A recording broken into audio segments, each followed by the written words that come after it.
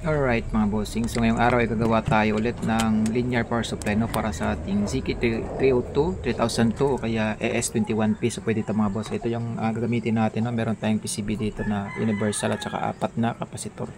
So katulad pa rin yung una natin na ginawa mga boss, yung walang PCB. So the same lang yung circuit dito. So full wave center tap. Yan, so yung transformer naman na gagamitin ko is sa AB502 pa rin yan, pero 31031 volts po yan mga boss. Yan, nilagay na natin yung ating apat na kapasitor no. So mas maganda din meron tayong PCB mga boss para ma-secure yung ating wiring no. Kasi doon sa una nating ginawa is delikado po yun kasi pag nag-tap yung dalawa is sigurado ma-short po yan mga boss. So same lang yung diode na ginamit ko dyan, 6 ampere mga bossing, dalawa. Yan, so yung diagram ko na binigay dati mga boss, yun yung lang i-follow nyo no. So pareho lang naman yan, full wave center tap yan, 31031. Yan po yung magiging input AC natin dito sa ating gagawing power supply no. Yan, so bali yan lang natin, i-arrange lang natin yung ating mga components, yun yung paa ng diode. Yung una kasi na ginawa ko mga boss, yung capacitor is yung mga negative nila is nasa gitna.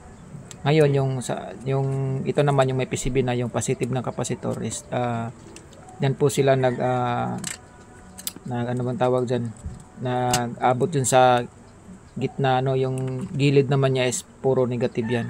So sundan nyo lang mga boss no, kung nalilito kayo balikan nyo yung unang video ko na DIY sa paggawa ng linear power supply para sa ating CK3002, 302 at saka ES21P mga boss, pwede po siya kasi yung ES21P is 50 volts po yung kanyang maximum voltage, so pwede po yung ginawa nating power supply ngayon.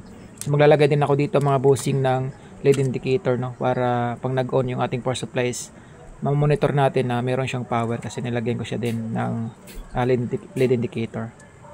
Pwede din naman mga boss lagyan natin siya ng bleeder, yung resistor na 5 watts bali dalawa, para pag nag-off tayo is magdi-discharge po siya kaagad no, para safe din po yung ating power supply yan. So di na lang ako naglagay ng bleeder mga boss kasi ito pinasadya lang sa akin to. So order to ng aking classmates no, na dun sa ano namin, sa lugar namin. So meron siyang ES21P. So yung supply niya is ito linear. Yan. Para mas malakas kasi pag SMPS daw yung supply niya is hindi true rated yung nilalabas na output, lalo na yung mga yung mumurahin lang. Pero yung meron naman mga boss na SMPS na true rated yung output, kaso mas mahal yun no, kaysa dito sa ginawa nating power supply na to. Yan mga boss. So sa gustong magpagawa is PM nyo lang ako mga boss no, para magawan ko din kayo ng ganitong power supply no. Ito po ay linear power supply.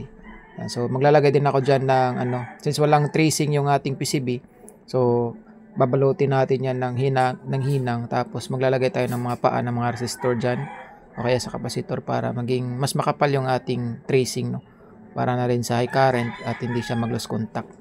So yan mga boss, yan yung ginawa ko dito sa aking universal PCB. So bala ko rin mga boss mag-design din ng ano, ng PCB dito, patapos ipapabricate natin sa China para mas magandang tingnan at meron na siyang label no. Kasi yun naman talaga yung mga ginawa ko dito mga boss, nag-design ako ng mga PCB, mga custom board, PCI Wi-Fi, controller, amplifier. So itong class D is bago lang to sa akin, kaya ito gagawin din natin siya ng ano, ng PCB no, sa darating na mga panahon is meron na tayong PCB para sa ating power supply sa ating ES21P o kaya ZK3002. So pwede siya mga bossing no. So i-maximize din natin yung output ng transformer kasi yung transformer mga boss meron din siyang out na 18018 at saka 09. So pwede natin siyang gamitin sa TB21 o MT21 at saka sa ating ZK amp o kaya mga device na nanneed ng ganyang power supply no. Yung 09 pwede natin siyang i-convert into 12 volts no. Then 18018 pwede natin siyang i-bridge para mas mataas yung output natin makukuha natin.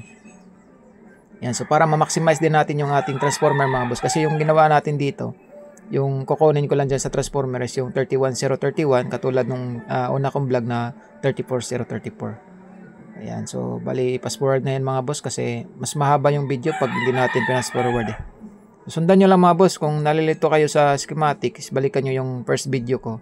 Nandun yung schematic ng full wave no, center tap. Yan, so huwag kayong gumamit ng full wave bridge mga boss kasi yung gagamitin natin na transformers, meron siyang 0, center tap po siya. Kaya gagawin natin full wave center tap yung follow natin na circuit no. So bali yung 31 plus 31, isa lang yun yung output niya kasi naka full wave siya. Yan. So mas malakas yung amperahe niya mga boss kasi full wave center tap yung gagamitin natin. So nandito na tayo sa part, no. So malapit na tayo matapos. So hinang na tayo dito ng indicator at saka terminal niya. So nilagyan ko din siyang terminal mga boss para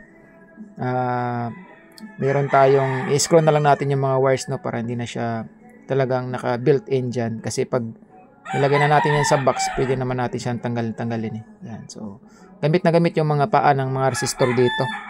So marami ako naipon ng mga paa ng resistor kasi nga nagbibuild ako ng mga power amplifier, mga controller, piso wifi, mga gamit sa piso wifi window. So nandito yan sa akin mga bossing. So babalutin lang natin siya ng hinang. So ayan, goods na yan. So continuity check natin, shorted test, para malaman din natin na wala nang check. Yan, okay na yan mga bossing. So ito naman yung ating wire, no, 31031. Yung black mga boss, 0 yan. Yung dalawang blue, 31.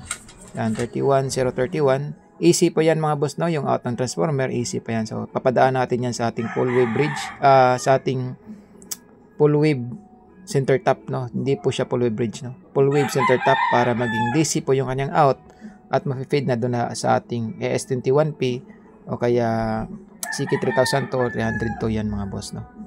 So yung 0 natin mga boss, same lang doon sa una nating video, no. So 0 is automatically ground po siya. Ikakabit nyo po yan sa negative ng kapasitor. Tapos yung dalawang blue, ipapadaan po natin sa diode. Yan, dalawang diode para ma-convert po niyang AC to DC. So ganyan lang kasimple mga boss. So kung yung malito dyan kasi madali lang naman siyang gawin. Yan, so bali nag-ano lang kayo dyan, no. Yan, ihinang nyo lang dyan sa board. So, padaan lang naman sa diode ng dalawang 31031. Then, yung diode, yung dulo niya, so, magiging isa na doon papunta sa kapasitor. So, ayan. So, kung meron kayong, kung wala pa kayong diagram mga boss, pwede rin naman yung search sa Google, no? Meron naman binibigay yung Google, lalo na sa ChatGPT. Magbibigay yan siya ng mga schematic diagram ng full wave, no? So maraming full wave, merong full wave bridge, yan, full wave center tap. So pag isang diode mga boss, half wave lang yun, no? So kikamalito sa half wave at saka full wave. So malapit na tayong matapos mga boss sa ating wiring. Tapos itetest na natin yung kanyang voltage output, no, na ma-generate dito sa ating ginawang linear power supply. So ito na mga boss, okay na. So ngayon magte-test na tayo. So test natin yung kanyang DC output. So yung ating transformer mga boss, no, is 31031. So expected na DC natin is mga 40 plus.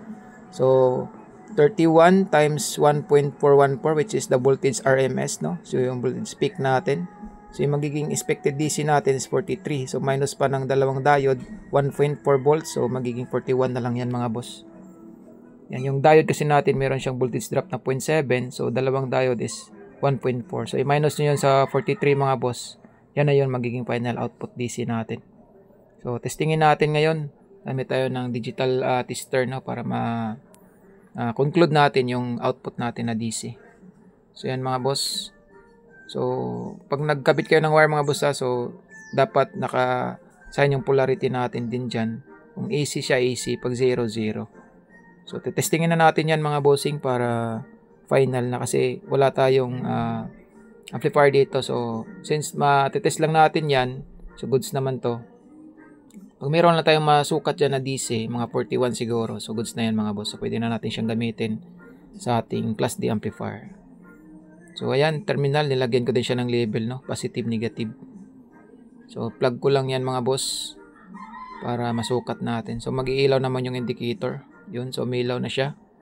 So try nating sukatin dito. Yan, so meron siyang 41.7 DC voltage. Yan na po yung magiging final output natin. Pwede na natin siyang gamitin sa ating mga class D amplifier na ZK3002 AS21P. Pwede yan mga boss. CK6002. So pwede din yan. So yan mga bossing, goods na goods yung ating linear power supply. Sana nakatulong sa inyo. So paki-like at share na rin ang video para malaman din ng iba yung pwede itong ganitong power supply sa ating class D. So yan mga boss, maraming salamat sa panonood, sa suporta nyo. So paki-like and follow na rin yung aking page. Yan. So sa gusto magpagawa, PM nyo lang ako mga boss, o comment kayo dito sa video na to para magawan ko kayo ng linear power supply para sa inyong class D amplifier o kaya sa mga power amp. Gumagawa din ako mga boss, no, split type. Yan. So PM lang mga boss, comment dito sa video na to. Maraming salamat at see you sa next video. Yan, so meron pa tayong ditong stand ng ating transformer, no, so toroidal. So yan lang mga boss, maraming salamat.